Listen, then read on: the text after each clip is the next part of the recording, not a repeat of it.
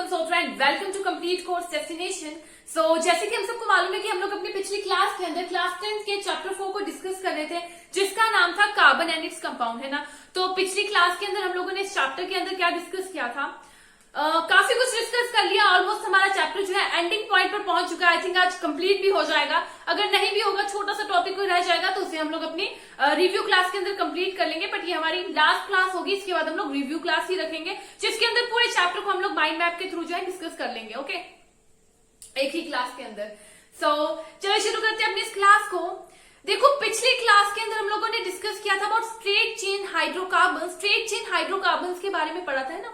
So there are some carbon atoms which acts as substituents, ठीक है। कुछ ऐसे कार्बन एटम्स होते हैं which acts as substituent that are called alkyl groups, ठीक है। तो what are alkyl groups? What are alkyl groups?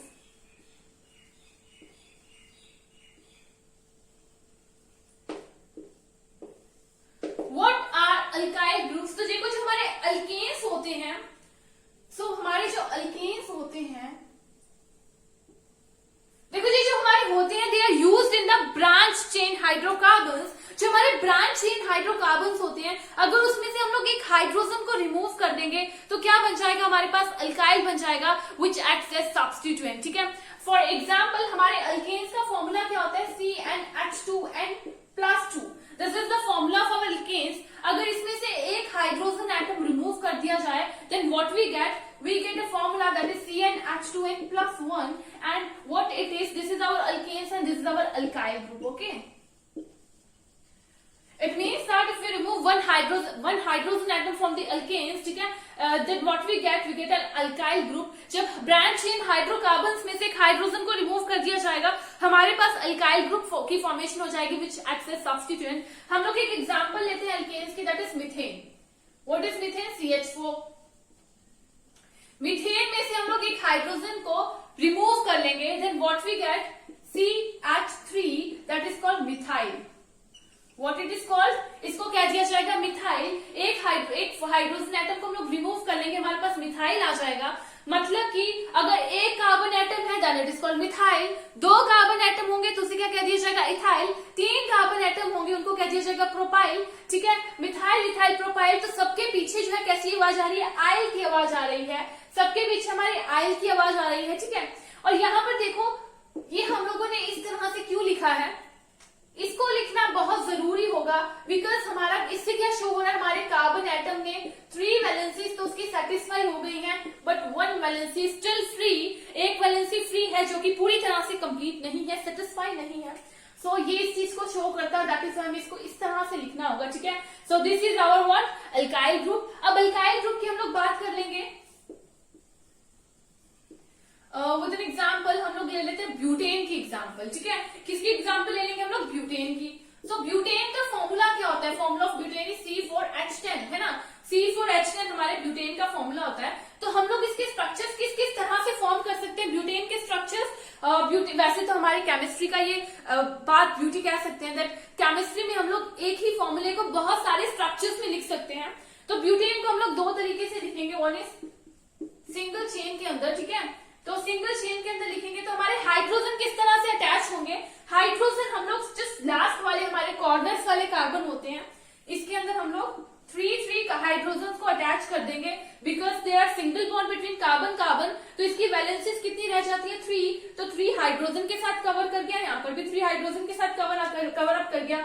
यहाँ पे कार्बन जो है 2 बॉन्ड में है, so it need 2 hydrogen, it also need 2 hydrogen, and हमारी एक सिंगल चेन की फॉर्मेशन हो गई है। हाइड्रोजन गिन सकते हैं 3, 4, 5, 6, 7, 8, 9, 10 and we have 4 carbon atoms. एक तो हम लोग इस तरीके से लिख सकते हैं, दूसरा हम लोग किस तरीके से लिख सकते हैं इसको, कुछ इस तरीके से। यहाँ पर क्या हो रहा है, एक कार्बन एटम जो है ब्रांच से निकलकर हमारे सिंगल ब्रांच से निकलकर एकदम स्ट्रेट ब्रांच से निकलकर इस तरह से लिंक हो जाता है, ठीक है। एंड यहाँ पर हाइड्रोजन किस तरह से अटैच होगा, कॉर्नर्स पे 1 वैलेंसी कंप्लीट है, सो 3 हाइड्रोजन एटम। कॉर्नर पे 1 वैलेंसी कंप्लीटेड है तो 3 हाइड्रोजन एटम, एंड इसकी 3 वैलेंसीज ऑलरेडी कंप्लीटेड है तो only 1 hydrogen, and this also need our 3 hydrogen, ठीक है। तो यहाँ पर क्या लिखना है हमें, एक अल्काइल ग्रुप अटैच है, अल्काइल ग्रुप अटैच है। हम लोग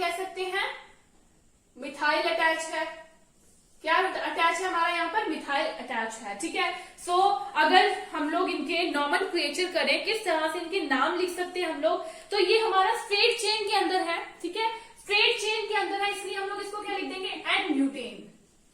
एन ब्यूटेन क्यों, normal butane, it is in a straight chain, that is why इसको क्या कह दिया जाएगा, नॉर्मल ब्यूटेन। और यहाँ पर हमारे जब कार्बन एटम 3 इस तरह से 3 और फर्दर कार्बन एटम्स के साथ अटैच हो, इसे क्या कह दिया जाता है, आइसो, दैट इज वाई इसका नाम क्या हो जाएगा, isobutane.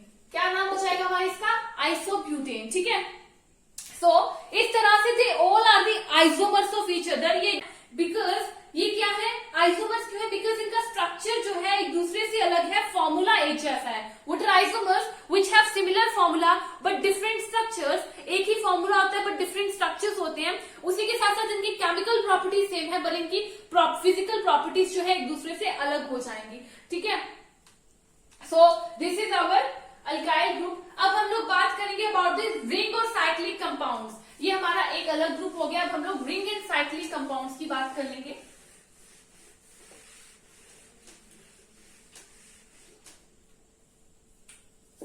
Ring and cyclic compound. So अब हमारे कार्बन एटम्स जो होते हैं एक रिंग की तरह एक साइक्लिक फॉर्म में एक दूसरे के साथ कनेक्ट होते हैं, चेन फॉर्म में, साइक्लिक चेन में हमारे कार्बन एटम साइक्लिक चेन में एक दूसरे के साथ कनेक्ट होते हैं, ठीक है। That is called our ring और साइक्लिक कंपाउंड्स, ठीक है।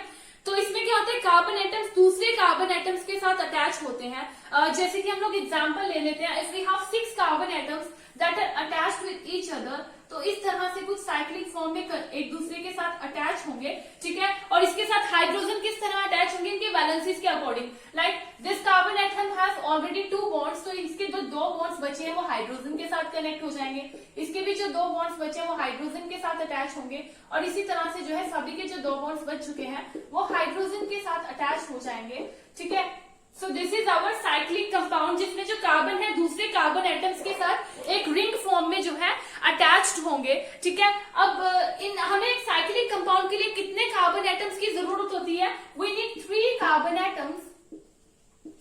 What we need 3 carbon atoms here, because 2 carbon atoms को अगर लेंगे तो 2 कार्बन एटम्स एक दूसरे के साथ साइक्लिक चेन नहीं बना पाएंगे, ठीक है। साइक्लिक चेन नहीं बना पाएंगे। जैसे हम लोग 3 कार्बन एटम्स को ले रहे हैं तो 3 कार्बन एटम्स एक दूसरे के साथ साइक्लिक चेन की फॉर्मेशन कर सकते हैं। Like we have 3 carbon atoms, इस तरह जुड़ जाएंगे एक दूसरे के साथ। और हाइड्रोजन किस तरह अटैच होंगे, according to the valencies, like this is the valency of carbon, इस तरह से अटैच हो जाएंगे, वैलेंसीज के अकॉर्डिंग जो है अटैच हो जाएंगे, ठीक है। सो इसका नाम अगर हम लोग रखना चाहें तो नाम किस तरह से रखेंगे, इनके आगे जो है एक प्रीफिक्स लग जाएगा। क्या अटैच हो जाएगा, प्रीफिक्स अटैच होगा, that is called cyclo. Sorry, इनके साथ एक प्रीफिक्स अटैच हो जाएगा साइक्लो। उससे पहले हम लोग 4 कार्बन एटम्स का भी देख लेते हैं। लाइक दिस 4 कार्बन एटम्स इस तरह से रिंग बनाएंगे, ठीक है। और हाइड्रोजन एटम किस तरह से अटैच होंगे, लाइक दिस, वैलेंसीज के अकॉर्डिंग हाइड्रोजन एटम को जो है अटैच कर देना है। लाइक कार्बन है 4 वैलेंसी, 2 बॉन्ड्स ऑलरेडी फॉर्म हो चुकी है, 2 बॉन्ड फ्री है, उसके साथ हाइड्रोजन अटैच हो जाएंगे। और इनके नाम किस तरह से रखे जाएंगे, इनके आगे एक प्रीफिक्स लगेगा, दैट इज कॉल्ड साइक्लो। जैसे कि इसका नाम क्या होगा, साइक्लो, उसके आगे जो सिंपल नेम चलता था 3 carbon atoms, it means prop, cycloprop. और उसी के साथ साथ जो है सिंगल बॉन्ड है, it means ane, which is called cyclopropane, ठीक है। और इसका नाम क्या होगा हमारा, हेक्सो साइक्लो। पहले तो हम लोग क्या यूज करेंगे, साइक्लो, उसके बाद कितने कार्बन एटम्स है, 1 2 3 4 5 6, हेक्सो, सॉरी हेक्स, साइक्लोहेक्स, और उसके बाद आ जाएगा हमारा एन, बिकॉज सिंगल बॉन्ड है इसके बीच में, तो दैट इज कॉल्ड साइक्लोहेक्सेन, ठीक है। ये हमारा क्या है 4, तो इसका क्या कह देंगे, ब्यूट, सॉरी साइक्लोब्यूट, और आगे क्या आ जाएगा, एन, साइक्लोब्यूटेन। इस तरह से इनके नेम जो है लिखे जाएंगे, साइक्लोप्रोपेन, साइक्लोहेक्सेन, साइक्लोब्यूटेन, और आगे भी इस तरह से जो है नाम रखे जाएंगे। अब हमारे जो साइक्लोहेक्सेन है इसके अंदर थोड़ा सा चेंज कर दे हम लोग, साइक्लोहेक्सेन को थोड़ा सा चेंज कर दें।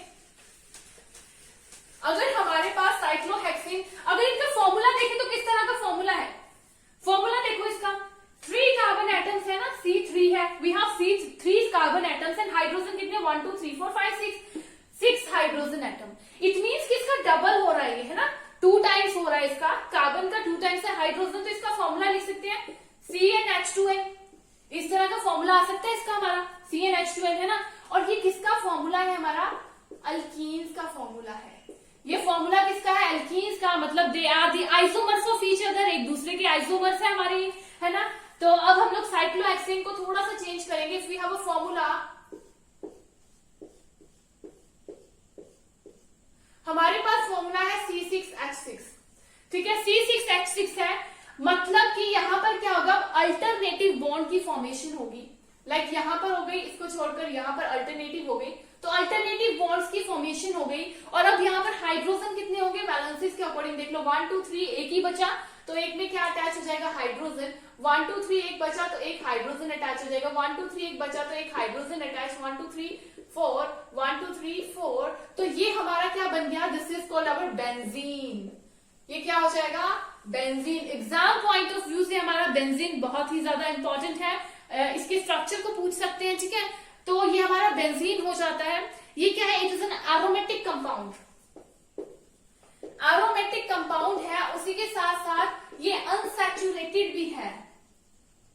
ये क्या है, it is an unsaturated compound because of the presence of double bond between them, it is called an unsaturated compound, ठीक है। हमारा बेंजीन कैसा होता है, एरोमेटिक होता है, अनसैचुरेटेड होता है, ठीक है। So this is about our cyclic compound, ठीक है। साइक्लिक कंपाउंड्स के बारे में हम लोगों ने डिस्कस किया, और उसके अंदर हम लोगों ने बेंजीन के बारे में डिस्कस कर लिया है। सो ऑलमोस्ट एक ही चीज रह चुकी है, होमोलोगस सीरीज, है ना। होमोलोगस सीरीज हमारी रह चुकी है, तो उसको हम लोग अपनी रिवीजन क्लास, छोटा सा टॉपिक है, तो रिवीजन क्लास के अंदर कर लेंगे, या फिर देखेंगे अलग से अगर क्लास बनानी होगी तो बना लेंगे। तो आज की क्लास हम लोग यहीं पे खत्म करेंगे। आज की क्लास में हम लोगों ने अपने टॉपिक्स को कंप्लीट कर लिया है, ठीक है। तो नेक्स्ट क्लास के अंदर हम लोग देखेंगे, या तो अगर ज्यादा बड़ा टॉपिक लगा तो अलग से बना लेंगे, नहीं तो वैसे तो मुझे लगता है कि छोटा सा टॉपिक है तो उसको इंक्लूड कर लेंगे हम लोग अपने रिवीजन क्लास के अंदर, ठीक है। तो आज की क्लास हम लोग यहीं पे खत्म करेंगे। Thank you friends.